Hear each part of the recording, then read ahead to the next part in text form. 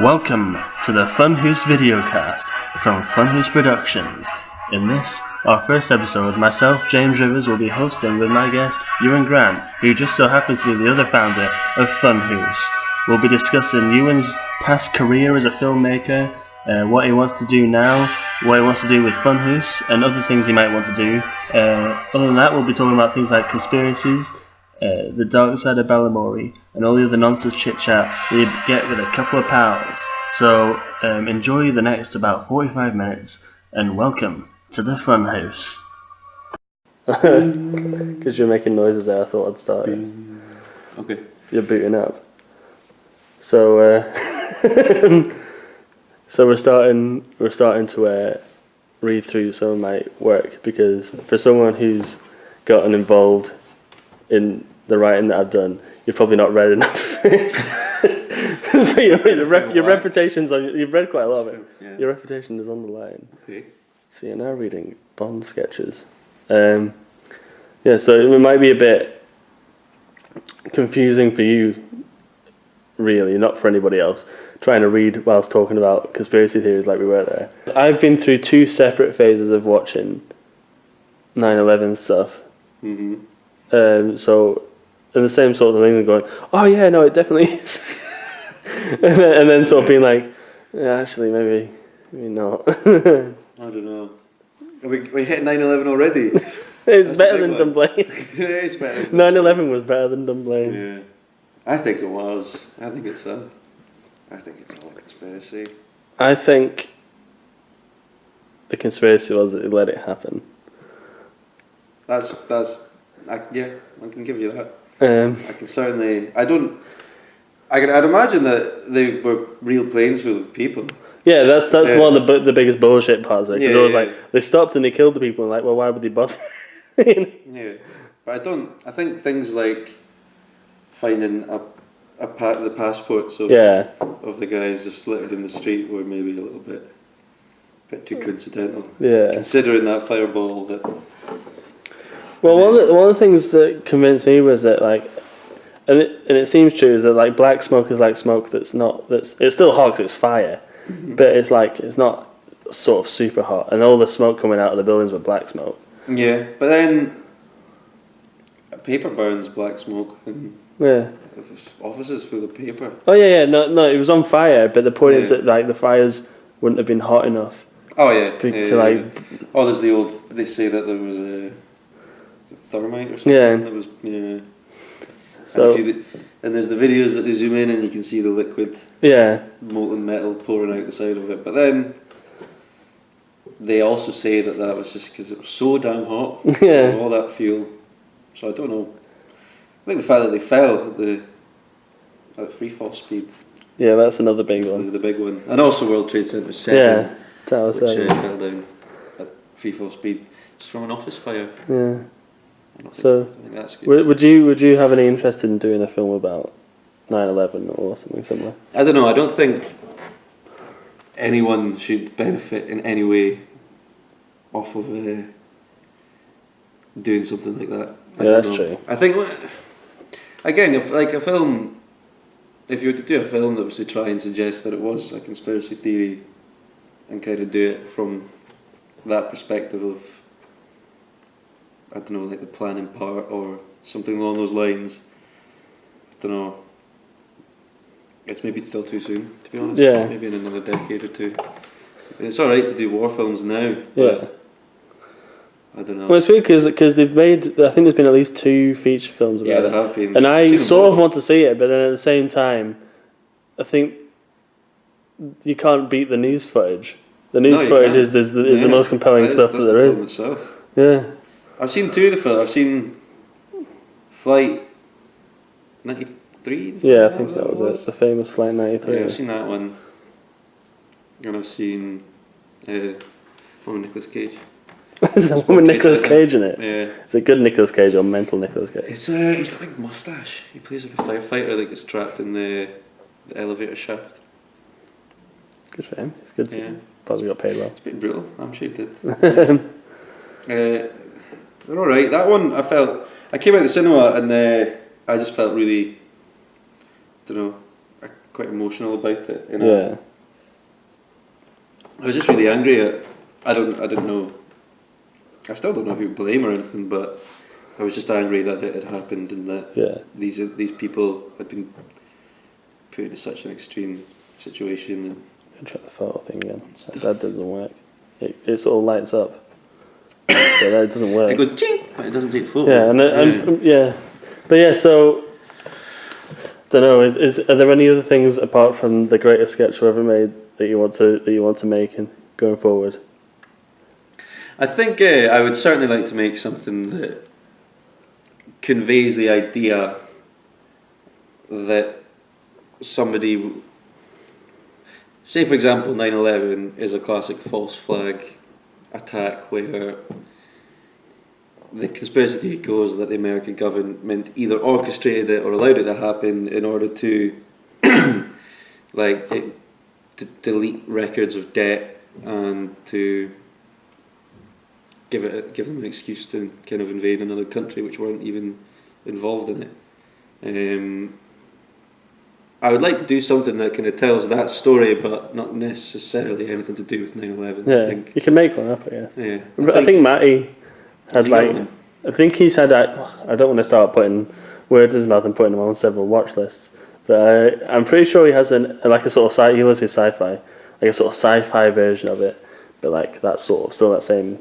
I've got a kind of. I was telling that TV show with that idea of. Maybe I'm just thinking of you. Kind of doing that, yeah, with the kind of genetic kind of engineering thing, kind of goes down that route at the end, but it's not really about that. I don't know if that's going to happen, but I think the idea that a government or like a controlling body who are responsible for all these people are willing to do such an extreme thing to them in order to benefit from it, that's a very interesting thing. That's key. And they've there's like things from like the Cuban Missile Crisis where they were gonna sink a cruise boat and blame it on Cuba. Yeah. And it was all given the go ahead, but then I think was it JFK that was. I should know this. I think he was like, "No, we're not doing that." Although maybe like American history books don't talk about that sort of thing. Yeah, but then I don't know. It sounds plausible. I'm just trying to remember it. That could be a big pile of shit. JFK. But it goes to show that it's a thing that can happen. Yeah, no, it does happen. I mean, that's the thing about it. But I don't know. I sort of, in a way, I sort of like the idea of them being real. Maybe just because it's sort of so fantastical. Like, I mean, like I don't want governments killing their own people and stuff. But like if the effect is the same. Like the sort of, it's more interesting in a way. Yeah. And maybe that's why I like it. Maybe that's why people are interested. I don't know. It's a favourable option, I guess, but I don't know why. It's kind of more mystery to it. Yeah. It's a puzzle they need to solve, but maybe we don't need to solve it. I don't know. I genuinely don't know either way with 9/11, but that's what I'm more inclined to think from what I've seen. The last thing I'll ask you about conspiracies is the one that you think is like that's your sort of favourite one in terms of like you think this is probably conspiracy? Oh man, I have no idea.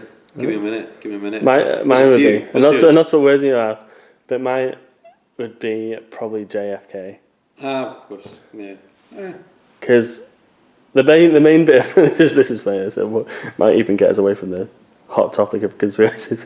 The reason I sort of thought that one is because there's a former wrestler called Jesse Ventura who has this sort of like reality bait show on an American TV, or had it, called Conspiracy Theory.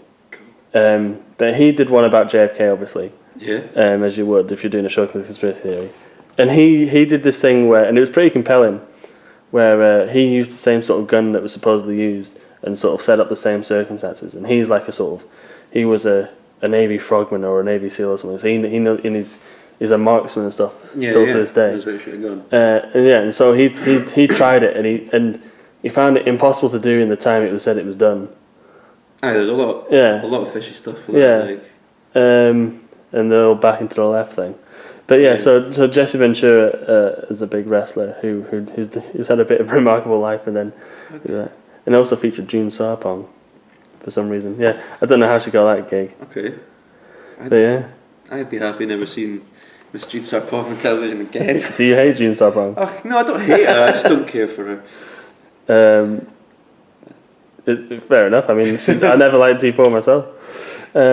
So yeah, I wanted to ask you a bit. It doesn't need to be right now. It can be whenever. I just wanted to ask you about your own things that have led you up to becoming a funhoose. A funhooser? Yeah, because I suppose if this is the first one that goes out, which is the plan, like it'd be a good one, and we can sort of establish what we're sort of doing, even if this is a pile of shit. Not the content of it. The content of it will be stellar because you're in it. But yeah, sort of something where we came from, because there was, apart from sort of knowing you, I know you properly now, but apart from sort of knowing you, I sort of approached you because you had a background in making a very cult TV shows. Yeah, I guess. I don't really know when it started. Like, this camera sweet, it's falling your face. When I was really young, I would make the odd film with action men and things along that line, like with their toys, and maybe I would evolve to us trying to do a James Bond film. All right. But it was awful, and I think I was trying to do a Russian. Speaking of which, that'll come into play with this in a minute. That does actually. This is the Bond. It's the James Bond. What we're doing here today, and I interrupted you in there for that. I'm eternally sorry. But what we're doing here is we're going over some stuff for Funhoose's, I suppose, debut production, which will be the very successful sketch show at the minute titled what the fuck is it called? Oh wait, yeah. What Happened Next Will Shock You, which is playing on BuzzFeed stuff, but it's also very long. But yes. It actually, I'm still. That's still the title of it. Stick with that for now. Yeah. Still What Happens Next.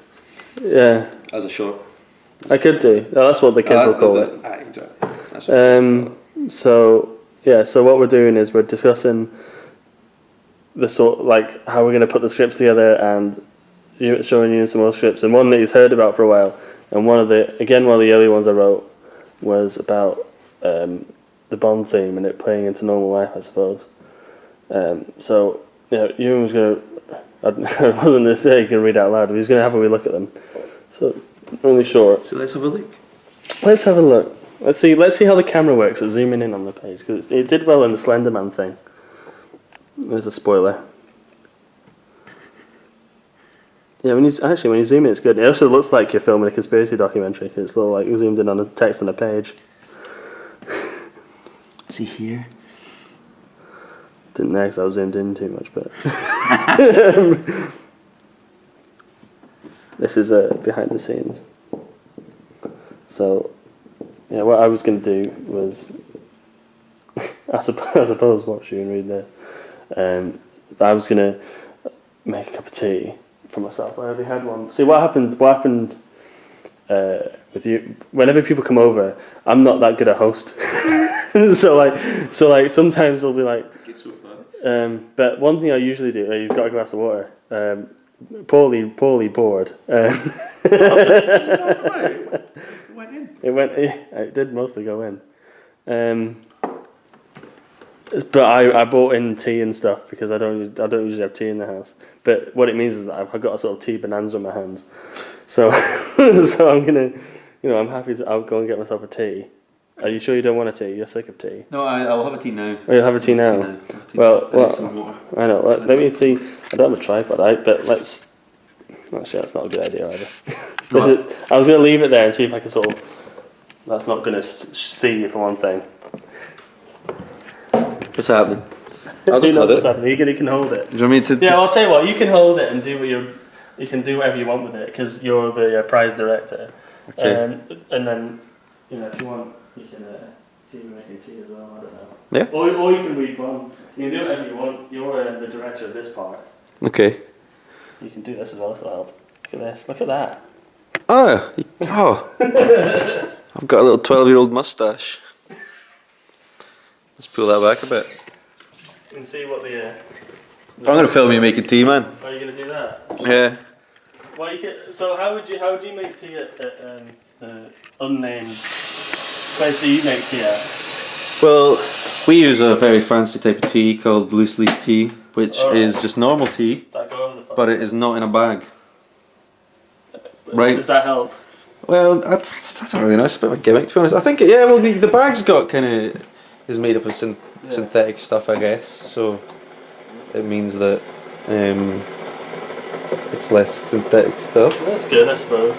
This is my, I don't know if it'll show. This is it won't show. In fact, it's too close to close. It's my MGM mug that my mum got me. I think she found it at a charity shop. She was like, "You want to make things." So yeah. So we get the kettle boiling here. Yeah. So are these the sort of scenes you might imagine in your hit serial show, Dead Alone, making tea?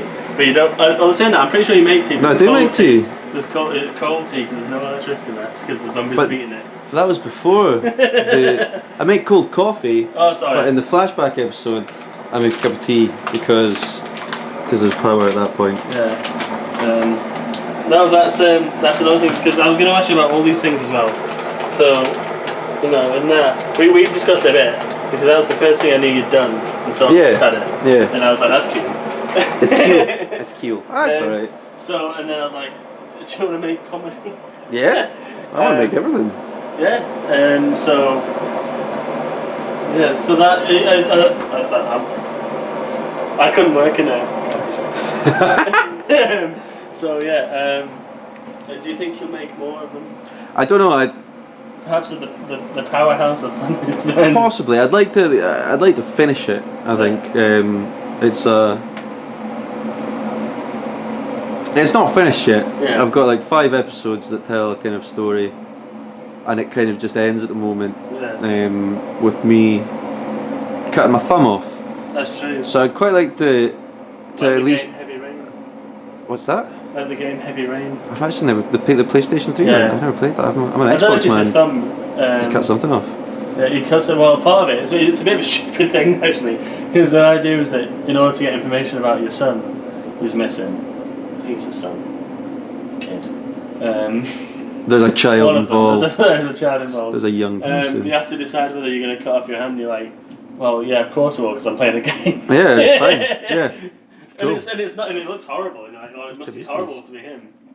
X. Hold X to remove hand. Quick time events. Yeah. You gotta hate them.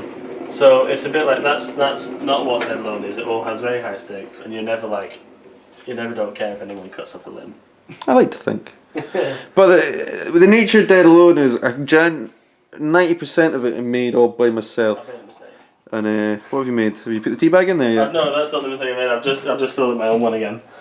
So that's So you can have one as well. I would quite like one. Do you want a big one or a small? I'll take a small one. That's good. That'll do. But the good thing about tea is you can just as long as you got enough water, you've got enough tea. Yeah.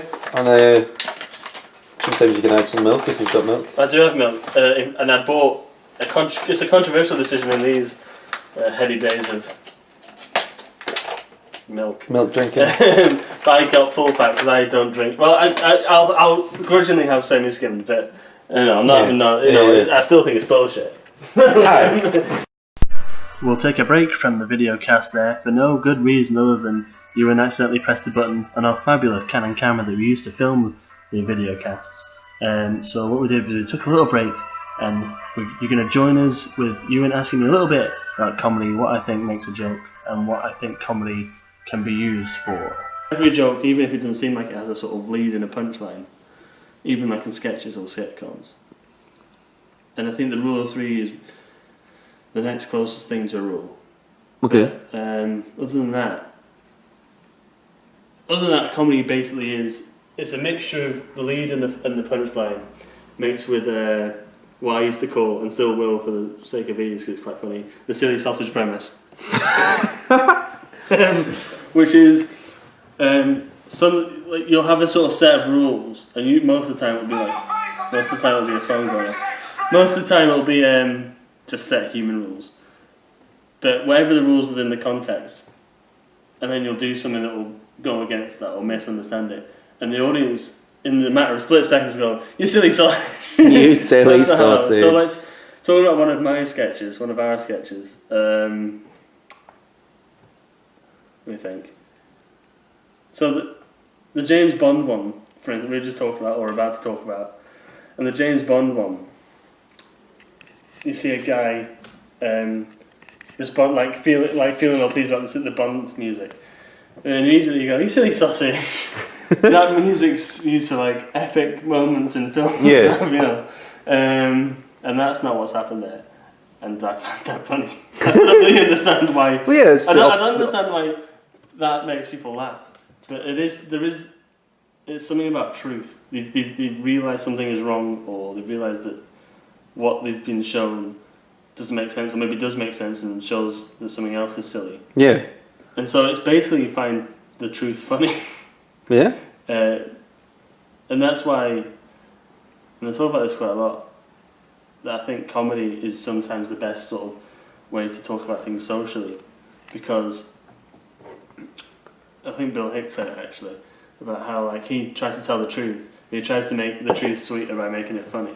Yeah. And everything he says is the truth, but it's sort of, he might present it in a sort of way that really shows why it's weird or something. And absolutely. So that's not that. Well, that's like comedy for that reason can be a very useful tool in conveying that kind of nasty truths to people. Maybe make people think about things in a different way that they wouldn't want to think about it in the first way, in the initial way. I'm just trying to think of an example. That's probably what I said. I was being vain from it there. No, I'll put my glasses on. Oh, you look quite good with glasses on. I would. What? Maybe. I look better with a Nexus shirt on. Do you know what this is? No. What is it? It was in wrestling in 2010 I think it was. Wrestling was sort of a little bit bland and stuff. And then what happened was one day these group of upstarts invaded the ring and like beat up John Cena and destroyed all the stuff. They beat up John Cena? Yeah. Could they see him? They did see him apparently. They saw him, identified their target, and so they took him out and then sort of tore up the ring and everything, and it was chaos. It was sort of like apocalyptic thing they did. And then they came out and they're like, "We are the Nexus. We are the new." And are they all right? They were sweet for a while, and then they sort of fizzled out, as most things in wrestling do, because like wrestling is sort of like a microcosm of life, whereby sort of things come and go, and then they're essentially swallowed up into the mainstream. Yeah. It's like I ever see about sort of cyclical punk, where like every generation there'll be a sort of punk movement, like the punk movement or grunge or something, where like they'll be sick of like the culture and they'll want to simplify and get rid of a lot of the bullshit, and then they'll become sort of popular for it, and it's not their fault, but they'll sort of, the mainstream will accept them more than changing because of them, and so like things like Nirvana will start winning awards and stuff like that, and they'll get very uncomfortable with it. Yeah, and then, that's what happened. Then all music will change to be like that, and then it'll lose its impact. And so I think we're due a sort of the next cycle of punk. The only problem is the internet might have scuppered it a bit, because it's sort of that immediately swallows stuff up. Fuck yeah, man. That's a very prolific statement, dude. It is. Huh? Maybe the internet's ruined. Maybe the internet has ruined humanity. It's meant to be. I think Facebook's ruined humanity, to be honest with you. Yeah, Facebook's. Have I done any sketches about Facebook specifically? Because like the whole point of What Happens Next Will Shock You is that it sort of sends up a lot of these things that do that, like they sort of make people apathetic and uninterested in like important things. But holy shit, have you seen this cute cat? Exactly. And I haven't seen a cute cat. I don't like cats. I don't like cats. That just was the first thing. Cats can fuck off. I had a rabbit when I was little. Although I must say, the caveat to that is my favourite tiger of all time is a tiger. My favourite animal of all time is a tiger. My favourite cat of all time is also the cat. Yeah, because tigers are really cool. Like big cats, I really like. They're super cool and they're graceful and powerful at the same time. And tigers are the prettiest ones, and they're the best ones. They are the best. They have stripes. They do. And they have a cereal. So like, and they're great. That cereal is great. It is great. I read a thing about Kellogg's. Kellogg's probably have a bit of a shady past themselves, but what they're doing now is this is difficult to do in America. They've been like really pro LGBT. Like they have like wear your stripes with pride and all this sort of thing, and everyone's like sort of Christians and stuff are like, this is immoral. I'm not gonna buy your frosted flakes again. I've got to get Nestle. Yeah, exactly. Nestle. There are how many? I think there are 3 companies that I boycott, and it's not enough. But I'm not enough of a man. So Nestle is one of them. Yep. And I really like Kit Kats as well. And Apple is another one, and Starbucks. I don't like coffee that much. So that's not very difficult, but I don't like Starbucks. Nah, they're big bastards. Yeah. So those are things I don't use and won't. Ever? Unless it was some sort of near-death experience. Yeah. But then again, it wouldn't be. Probably. If you needed to, like, if you're hanging from off of a cliff, for example, go get your tea. I'll go and get my tea. This will be me. I don't know, walking to. Okay. How would you direct the show of me coming in to get my tea? Oh god damn it! Go. I'll show you. Go back. I'm gonna cut off my phone and then get my tea. Hey, that's it. And you go. I'm gonna come in. This seems a bit like that. Let's sort of close up on there. And there you go. And then we follow you. And then you sort of run out and fall over. So there's a zombie there this time. Except the zombie's me as well. Yeah. So did you have a vision for how you'd finish Dead Alive, or is it just like you said you had 5 episodes or so? Yeah, I don't know. I have no idea, to be honest. Like now that I've made, I think I was saying it before. Now that I've made a proper short film that's not like properly finished yet, but the production quality on that was pretty high. I don't know whether I would want to keep the kind of production quality of Dead Alone the way it is, which is like really, really shit. I think you'd have to. I think I'd have to, because it's like it's all just natural lighting and a kind of low budget camera.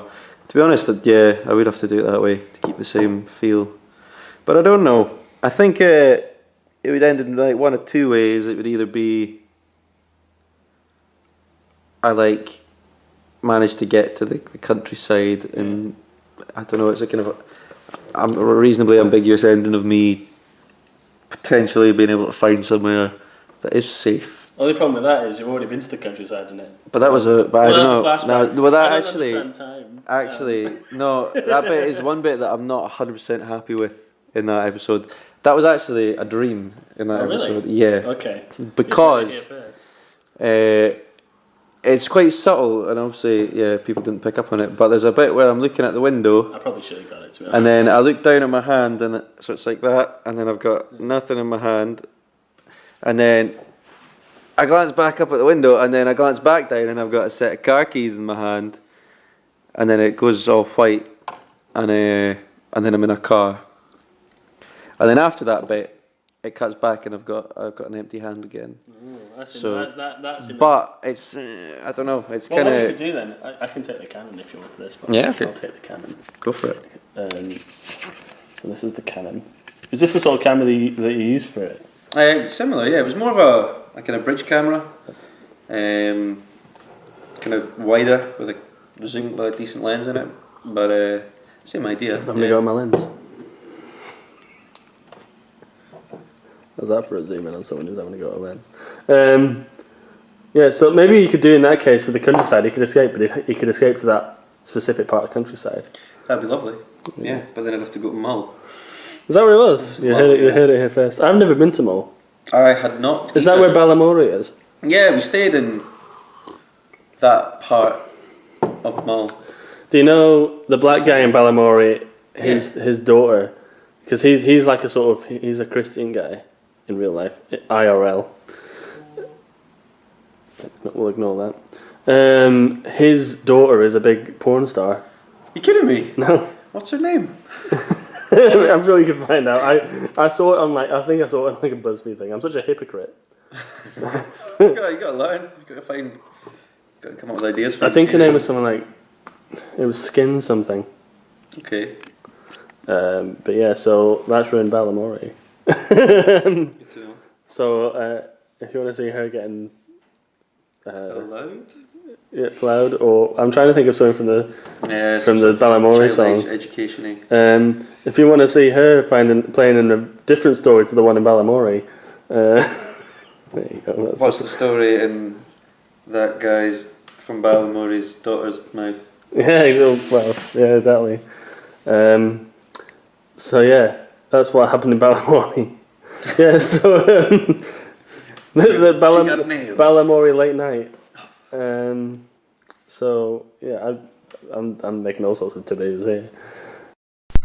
Time for another break there, as I got a phone call. I get many phone calls. I'm a very important person. Lots of people want to speak to. That may or may not be true, but it happened anyway this time. So we took a little break again. While I was taking the phone call, Ewan took it upon himself to film himself a little video talking about one of our Funhoose sketches. And so when I came back, I learnt of this, and I made a separate video later on, without listening to Ewan's one, that I'm going to play directly afterwards. So you will now hear those two videos, and you will enjoy them. So this is a script that David has been working on. It's very good. The idea is that a chap watches a James Bond-esque film and really enjoys it. So much so that he starts to kind of believe that he can do some James Bond-esque type of kind of moves and abilities, and he can achieve some of the things that James Bond can do. That he's a bit of a badass, except he's just an ordinary guy who doesn't do anything badass at all, and that's why it's funny. It's going to be good. I'm looking forward to working on it, and all of them. So Ewan recorded something about, I don't know if it was about me, but he said some words to the camera before. Now he's gone away from the camera, so I'm going to counteract whatever I say now with whatever he says.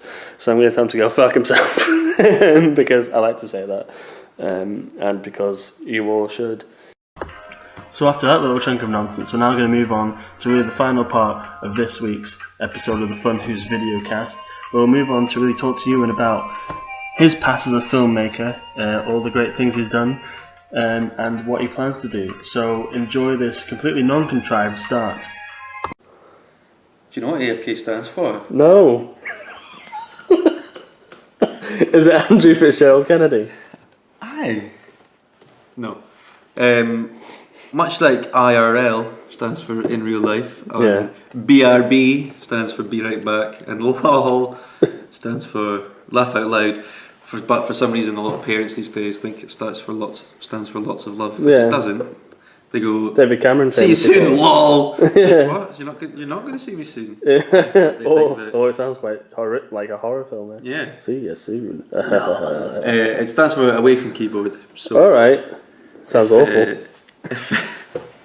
If you were, like, for example, I don't know, playing a computer game online, or not necessarily playing a game, just like on MSN or something like that, you would be like, sometimes you'd be like, BRB guys, or sometimes you're like, 2 secs, just going AFK, standing for just going away from keyboard.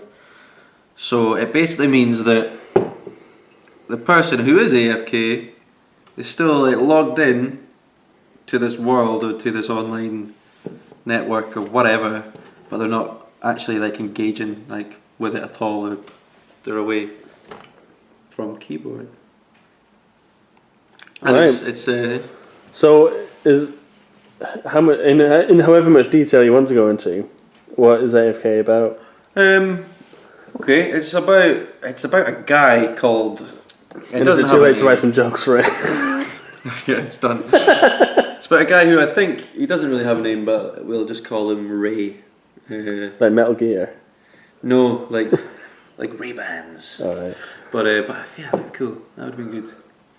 Or just Solid Snake. You just call them that. Eh? Well, because one of the Metal Gears was called Metal Gear Ray.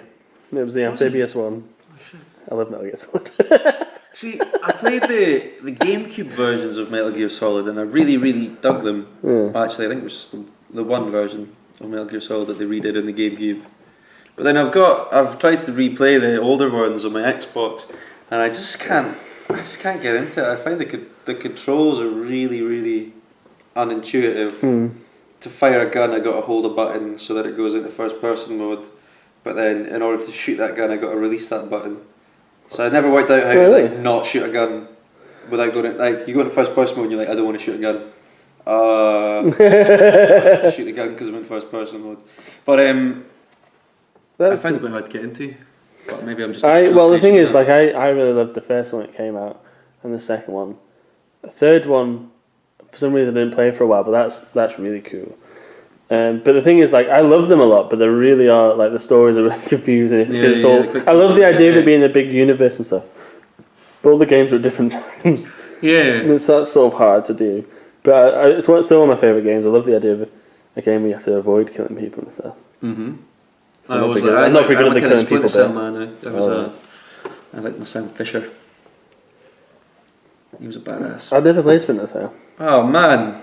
Oh. It's like the modern Metal Gear, but without big robots. That's cool. I might give it a try then. You'd want to try Probably download it. Splinter Cell Chaos Theory. That was the Chaos third one Theory. and it was the best one. Alright. Is that one you need to know all the story for?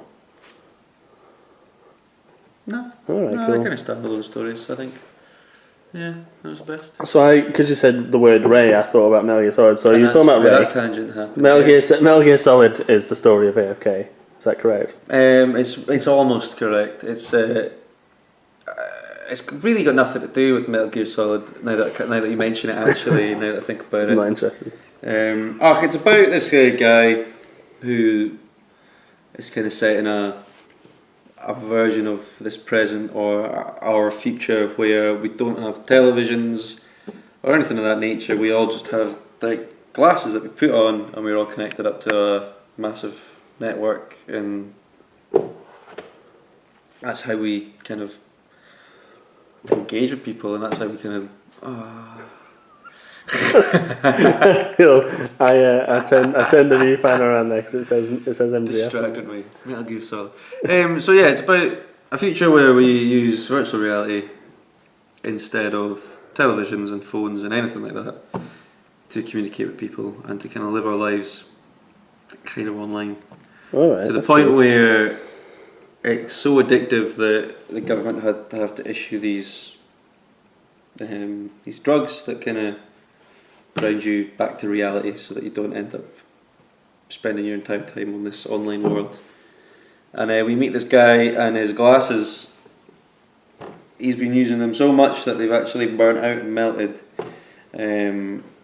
And he's got just piles of all these drugs that he's meant to have been taking. Alright. And he's not taking any of them. Oh. So he's like proper jonesing to get online and he's not able to. Alright. That sounds cool. And then as the film progresses you maybe discover why he wants to get back online. So did you write it? Yep. That's cool. So you've got a lot of writing on your back. A little bit. I mean, there's no dialogue in it, but I like to.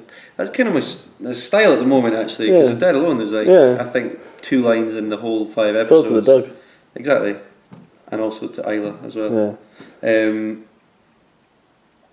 But I like to kind of tell the story at this point in my writing or whatever. I kind of like to tell the story without any dialogue. I find that that's cool. You can do it in a visual way. I've told you about Inside Number 9, right? Haven't you have, yes. You told me about that specific episode. Yeah, because that's amazing. Yeah. It's one of my favourite episodes.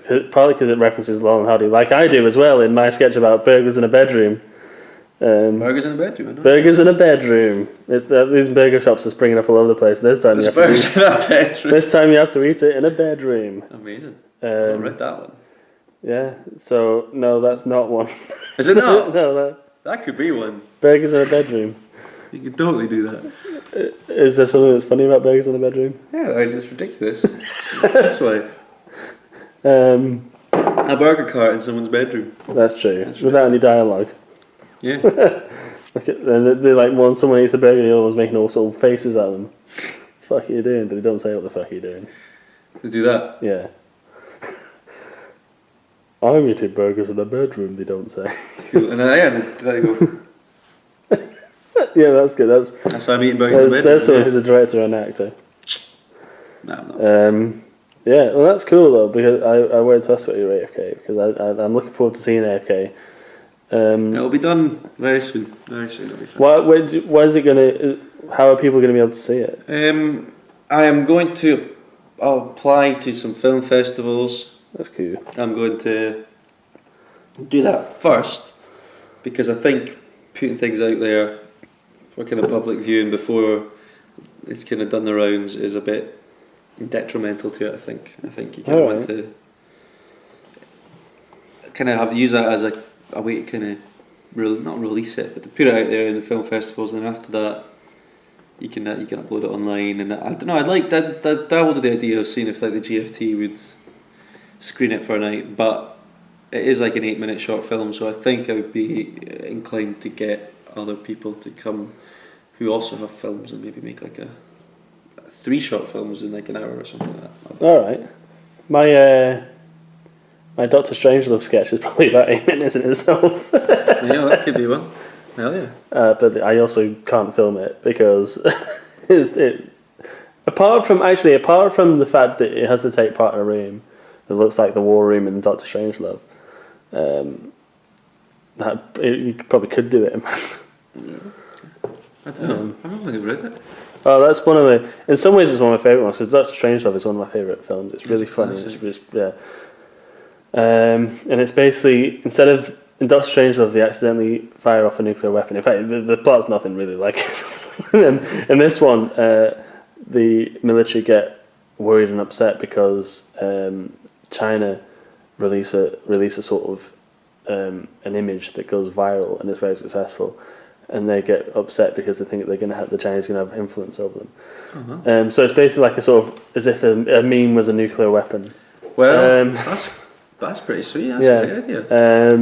And I chose China specifically not as an anti-Chinese thing, but because I noticed that in America they are really worried about China like overtaking their economy, and my sort of thing is, why is it so bad for you if like they have a good economy? Yeah. So that's why I picked China there. China have their own rap sheet of bad things, of course, but for this particular point, that's good show. Yeah. Like it. So that one is a 9 and a bit pager. Wow. That's epic. It is. Quite a few of mine are sort of long. Although I always sort of think there's a Limmy one where he goes to Yoker, which is a very good sketch, and that must be about. That's a long one, isn't it? Yeah. So you allowed it occasionally. I know. I've got no business being in Yoker. Yeah, I love Limmy, and I'm trying to get on telly in a very similar way to Limmy. Yeah. By we are. Yeah. Make loads of videos, put them online, and people give us a TV show. Yeah. Hopefully. They will. They will. They will. Yeah, it's just because the quality of this writing in particular is really good. It is. So I'm seeing here that the battery has 55 minutes left in it. That's plenty of time. The SD card has 10 minutes left in it. Now I don't know whether that's just the SD card and then there'll be more in the camera because I've never done this before. Yeah. So we can think about.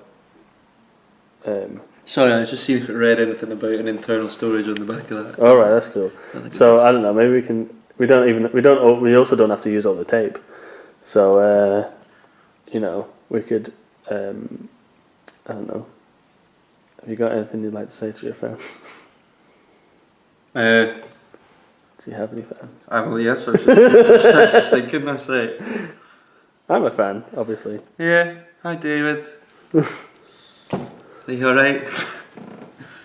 I don't know, just I'm trying to give myself a video here. If I do have any fans, which seems like such a strange thing to say, thank you for be patient enough to. A lot of people have watched Dead Alone, and there's a guy, I don't think I've met him, but what's his name, Martin Smith? Yeah. He does like photography and stuff from what I can tell, and he seems to be pushing Dead Alone a lot. He does actually, it's true. Martin, thank you. I don't see you enough. I've never met you. He's a good lad. Good old Ken. Good, yeah, so he's good. I'm sure I will. He's pals with all you guys. Oh yeah, his time will come. Yeah. Good lad. So. Thanks. I don't know. I'm just really. Oh, I forgot to tell you actually. This sort of builds into your fans as well, because obviously you're in the Giant Squids. Oh, yeah. I like having fun on Twitter. So what I've started doing is taking things that happen in music and congratulating the Giant Squids. So like when the Mercury Prize happened, someone won it, and I tweeted out, "Congratulations to the Giant Squids on the Mercury Music Prize award." Of course. Then I saw a band doing like a little sort of show in Central Station, because people do that a lot for some reason now. So I took a picture of it, and it's like, well done to the Giant Squids for their big Central Station gig. And then last week it was the EMAs in Glasgow, so I was like, congratulations to the Giant Squids on their Best Pop Video award at the EMAs. Don't even know if that's a category. Well, you should, because if it wasn't for us, then the EMAs would never have come to Glasgow in the first place. So founders of the EMAs. So you're welcome. I've noticed. Am I right in thinking there is a music video for the Giant Squids somewhere? Yeah. Oh God, yeah. I started making that. I forgot. Because I always thought, the Funhoose could bring the hammer down on a music video as well. Well, I actually started filming one for a tune that we recorded in a kind of studio thing, which is on my external hard drive, because I had to throw out my old Mac. Oh. And I never got around to finishing it, because we never actually got around to finalising like the finished version of the song. Mm-hmm. But the guy managed to finalise the song with what he had, and kind of did some post effects on it and stuff. That's cool. So yeah, maybe one day I'll finish that video. That's cool. It was cool. I was quite happy with the way it was going. It was just us playing. That's nice though. You should. Music.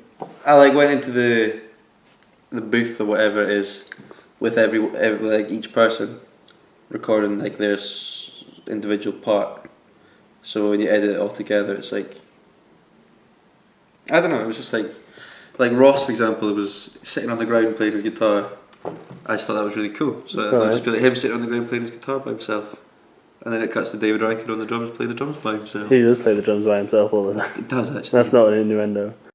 So as mentioned, that really was the last part of this week's videocast. But I received yet another phone call from yet another important person, so we had to stop quickly before going on to the real final close of the show, which is now. I had an idea if I'd sign off. Okay. So this is myself going away from Funhoose Canon spectacular camera, and this is Ewan Grant going AFK.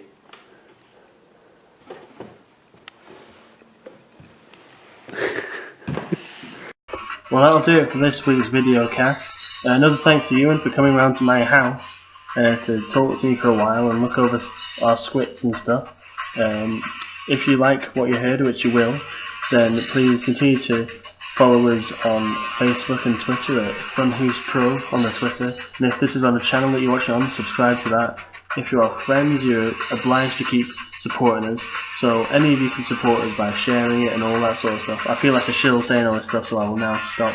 But thanks for listening again, and please tune in to the next episode of The Funhoose.